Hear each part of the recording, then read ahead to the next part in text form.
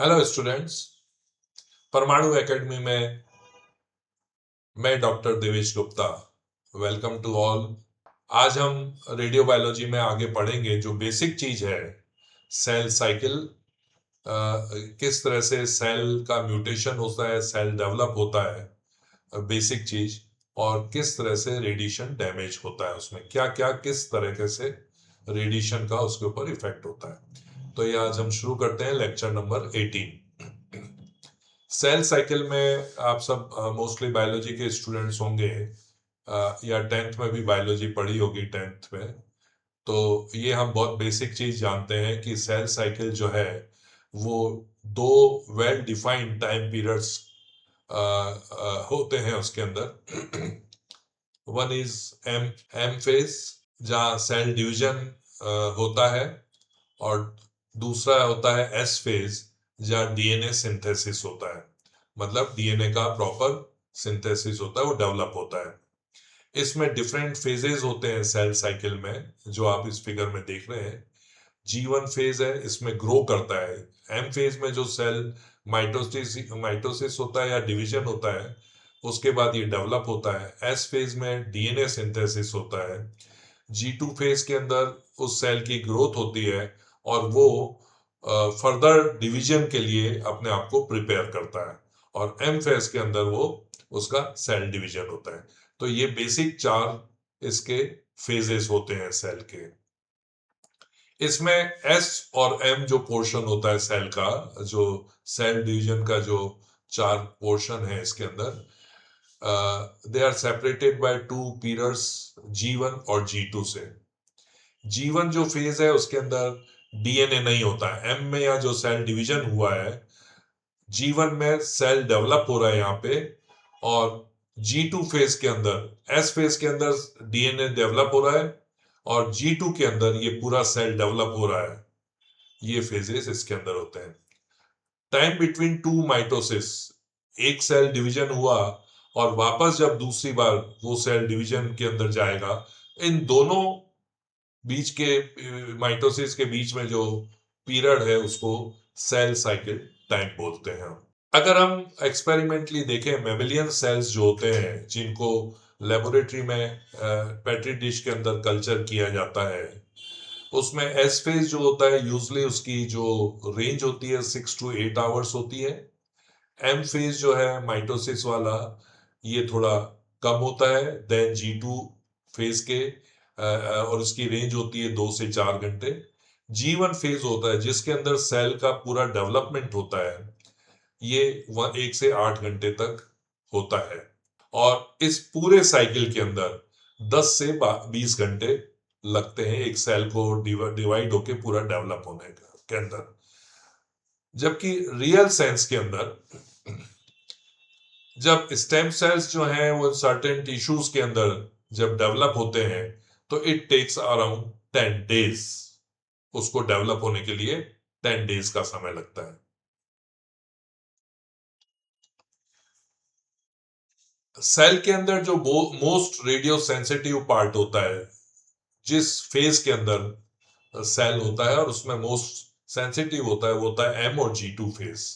और most resistant part जो होता है वो होता है लेट एस फेज। और जो मैलिग्नेंट सेल है उसकी जो सेल साइकिल टाइम है वो कंपेरेटिवली शॉर्ट होती है as compare to some normal tissues और सेल्स के। बट ड्यूरिंग रीजनरेशन, इंजरी के बाद, रियल सेल्स के अंदर जब इंजरी होती है, उस साइट के ऊपर जो सेल रीजनरेट करते हैं उस इंजरी को डेवलप, उसको रिपेयर करने के लिए उसका प्रोलिफरेशन बहुत फास्ट होता है। क्योंकि अगर मान लो उस साइट के ऊपर अगर कोई बॉडी के अंदर चोट लगी है, और उस साइट के ऊपर जो सेल्स हैं अगर वो क्विकली डिवाइड नहीं होंगे, तो उसमें से ब्लड निकलता रहेगा। उस ब्लड को रोकने के लिए उसके आसपास जो सेल्स होते हैं वो क्विकली डिवाइड होते हैं, जिससे कि वहां पे उस पोर्शन को रिपेयर किया जाए। अब हम आगे देखते हैं mechanism of induction of radiation damage. कैसे रेडिएशन डैमेज इंड्यूस होता है सेल के अंदर। मोस्ट सेंसिटिव जो टारगेट होता है सेल के अंदर, सेल का स्ट्रक्चर आप सभी जानते हैं, उसके अंदर न्यूक्लियस होता है जो मेन टारगेट होता है सेल का। Nucleus contains 46 threads like structure, उसके अंदर 46 क्रोमोसोम्स होते हैं और हर एक क्रोमोसोम्स के अंदर एक कॉम्प्लेक्स सेंसिटिव मॉलिक्यूल होता है जिसको हम D oxy ribo nucleic acid कहते हैं, डीएनए। ये बहुत सेंसिटिव पार्ट होता है। ये DNA is made up of molecules जिनको हम न्यूक्लियोटाइड्स कहते हैं। ईच न्यूक्लियोटाइड्स, डीएनए एक सीढ़ी नुमा स्ट्रक्चर होता है, लैडर नुमा स्ट्रक्चर होता है and it contains phosphate group, sugar group और नाइट्रोजन बेस होता है इसका। DNA contains very specialized coded language made up of 4 molecule. ये जो स्ट्रक्चर होता है डीएनए का, जो जो स्टेयर्स टाइप का स्ट्रक्चर होता है, इसके अंदर 4 मॉलिक्यूल्स होते हैं, adenine, thymine, guanine and cytosine. In 4 molecules का सेटअप इसके अंदर होता है जो एक स्पेशल अरेंजमेंट होता है, जो एक तरह से लैंग्वेज का काम करता है। न्यूक्लियस को उसके थ्रू लैंग्वेज मिलती है, उसके थ्रू उसको ऑर्डर मिलता है, उसके अकॉर्डिंग सेल वर्क करता है। सेल का मेन पार्ट जो है न्यूक्लियस वर्क करता है। और जो जो डीएनए के अंदर ये मॉलिक्यूल्स का जो ऑर्डर होता है वो एक इंस्ट्रक्शन देता है न्यूक्लियस को, और इसमें जेनेटिक कोड के रूप में भी होता है ये। And indirectly DNA is ultimately a most sensitive nuclear molecule जो है वो एक सेल का पार्ट है। जब डीएनए डैमेज होता है रेडिएशन से, जब कभी भी रेडिएशन डायरेक्टली इंटरेक्ट करता है सेल से, उसमें डीएनए डैमेज होता है और ये जो कोडेड लैंग्वेज है, ये जो चारों मॉलिक्यूल्स एक अपने स्पेसिफिक स्टाइल के अंदर इसके अंदर अरेंज होते हैं, वो भी डैमेज होते हैं। इसका मतलब कि उसके अंदर जो कोडिंग लैंग्वेज है वो चेंज हो जाती है और अल्टीमेटली सेल डेथ इसकी वजह से हो जाती है, या उस सेल का जो बिहेवियर है वो बिकॉज डीएनए के अंदर जो लैंग्वेज चेंज आया उसकी वजह से उसमें एक एबनॉर्मल मॉडिफिकेशन होता है सेल में, जिसको हम म्यूटेशन कहते हैं। माय डियर स्टूडेंट्स, ये सारे जो लेक्चर्स अभी तक मैंने दिए हैं और आगे भी जो मैं दूंगा, ये एक बुक है जो मेरी लिखी गई, handbook of radiological physics by doctor Devesh Gupta. इस बुक से मैं ये प्रिपेयर करता हूं सारे। इसमें पूरी मेडिकल फिजिक्स की रेडियोलॉजिकल फिजिक्स इसके अंदर है, क्वेश्चन आंसर फॉर्म में है, कुछ इंपॉर्टेंट पॉइंट्स अलग से हाईलाइट किए गए हैं। इसके अंदर सभी जो बीआरटी और डीआरटी के स्टूडेंट्स हैं उनके लिए बहुत यूजफुल मटेरियल है, इसके अंदर रेडी टू यूज मटेरियल है।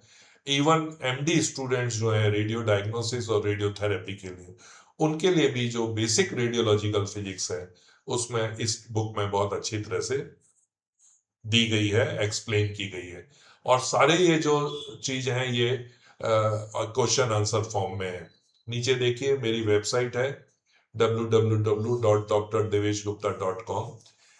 इस वेबसाइट पे जाके आप इस बुक के बारे में डिटेल में देख सकते हैं। और ये मेरी साइट है contact.drdeveshgupta@gmail.com।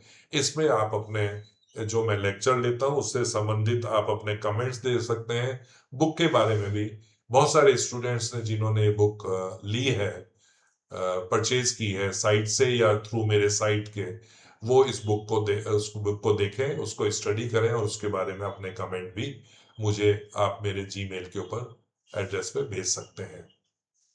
हम आगे चलते हैं। जहां हम पढ़ रहे थे कि रेडिएशन डैमेज जो होता है सेल के अंदर, जो एनर्जी है वो जब एक्सरे एनर्जी है जब डिपॉजिट होती है, जो अनइवनली होती है, कोई इवनली डिपॉजिट नहीं होती। और ये उस डीएनए जो जो स्टेयर केस टाइप स्ट्रक्चर होता है, लैडर टाइप स्ट्रक्चर होता है, उसके अंदर single strand and double strand break करती है वो। मतलब ये है कि जब एक्सरे की फोटोन्स आके टकराता है, जब वो एक एक उसकी जो स्ट्रैंड होती है उसके ऊपर टकराता है तो वो सिंगल स्ट्रैंड ब्रेकेज होता है, और अगर वो दोनों को पूरे अक्रॉस डीएनए अगर वो क्रॉस करते निकल जाता है तो डबल स्ट्रैंड डीएनए ब्रेक होता है वो। तो जब इस तरह से होता है, क्रोमोसोम ब्रेक्स होते हैं, उसके अंदर चेंजेस आते हैं, और बायोलॉजिकल डैमेज जो होता है वो ये रेडिएशन के द्वारा उस सेल में होता है। डबल स्टैंड ब्रेक्स जो है वो बहुत इंपॉर्टेंट है सेल डेथ के लिए, क्योंकि उससे डीएनए डैमेज हो जाता है। और अगर मान लो जो बॉडी की नेचुरल कैपेसिटी है रिकवर करने की, उसमें अगर वो रिकवर कर भी गया डबल स्टैंड ब्रेक्स जो है, तो वो उसके अंदर म्यूटेशन प्रोड्यूस करता है, जिससे जो कार्सिनोजेनेसिस और का एक मेन कॉज होता है ये म्यूटेशन। इन कॉन्ट्रास्ट जो सिंगल स्टैंड ब्रेक्स होता है वो जनरली रिपेयर हो जाता है, उसकी वजह से जनरली सेल डेथ नहीं होगी है, ऐसा एक्सपेरिमेंट में देखा गया है। Cell death occurs on time scale measured in hours. जो इस सेल की डेथ होती है उसमें कुछ घंटे भी लग सकते हैं, कुछ वीक्स भी लग सकते हैं, क्योंकि समटाइम्स वो सेल का डिवीजन को रोक देता है, जिससे कि वो स्टिल सेल हो जाता है और वो ultimately cell will die. There are many changes occurs in the cells, तो उसके अंदर टाइम लग सकता है उस सेल की डेथ होने में। Small amount of energy deposited in cell by cause may cause cell functions to be modified. उसकी वजह से सेल का जो फंक्शन है, जैसा हमने पहले भी देखा, डीएनए के अंदर जो चेंजेस आएंगे, क्रोमोसोम में जो चेंजेस आएंगे, वो सेल फंक्शन को मॉडिफाई कर सकता है। ये सब जो हमने किया उसको समरी फॉर्म में, damage due to exposure may lead to inhibition of cell division, delay और inhibition the process of cell division. ये इनहिबिट इस प्रोसेस को डिले भी कर सकता है, विच में impair the functions of tissues और ऑर्गन, जिसकी वजह से जो टिश्यू है, जिसका वो सेल है, उसके फंक्शन को वो उस फंक्शन को वो इफेक्ट कर सकता है। जब रेडिएशन से क्रोमोसोम्स के ऊपर अफेक्ट आता है, क्रोमोसोम एब्रेशन होता है, इसका मतलब है अरेंजमेंट ऑफ जेनेटिक इंफॉर्मेशन जो है वो डिस्टर्ब होती है। ये जो चीज है, हम ब्लड टेस्ट से एक बायोलॉजिकल डोजीमीटर बनाया गया है।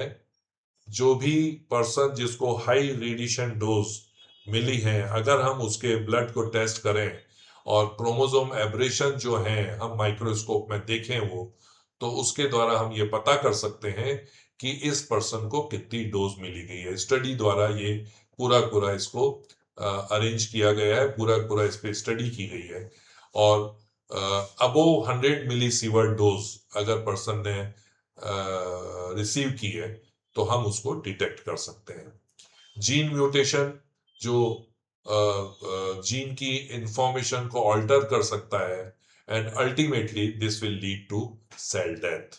इसमें रिपेयर मैकेनिज्म भी बॉडी का होता है, एक नेचुरल रिपेयर मैकेनिज्म होता है। ह्यूमन बॉडी में बहुत अच्छा ये अपना सेल्फ सिस्टम है रिपेयर का। ये पॉसिबल है कि 1000 में से 999 जो लीजन्स हैं वो रिपेयर हो जाए, और ये भी पॉसिबल है कि 99 ऑफ 1000 में जो डैमेज हैं वो मेजर डैमेजेस हैं, जिसकी वजह से सेल डेथ भी पॉसिबल है। मैनी सेल्स में लिव विथ डैमेज। कुछ सेल्स जो हैं ये जो डैमेज हुआ है उसके साथ भी वो जीवित रहते हैं लंबे टाइम तक, and that is called mutated. वो म्यूटेटेड सेल कहलाते हैं, मतलब उसके अंदर सेल के स्ट्रक्चर में चेंज आ गया है। हम आगे डिटेल में पढ़ेंगे। जो जनरल सेल्स होते हैं बॉडी में, दे आर सोमेटिक सेल्स, और ये जो डैमेज सोमेटिक सेल्स हैं अल्टीमेटली ये कैंसर, बॉडी के अंदर कैंसर प्रोड्यूस होने का कारण बन सकते हैं। जो सेल में जो चेंजेस आए हैं वो अल्टीमेटली बॉडी के अंदर कैंसर प्रोड्यूस कर सकते हैं। Induction of cancer by radiation takes, अब पर ये जो रेडिएशन डेवलप हुआ है, it will take time ultimately to to develop the cancer. और अगर एक सोमेटिक सेल होते हैं, दूसरे बॉडी के अंदर होते हैं स्पर्म सेल्स।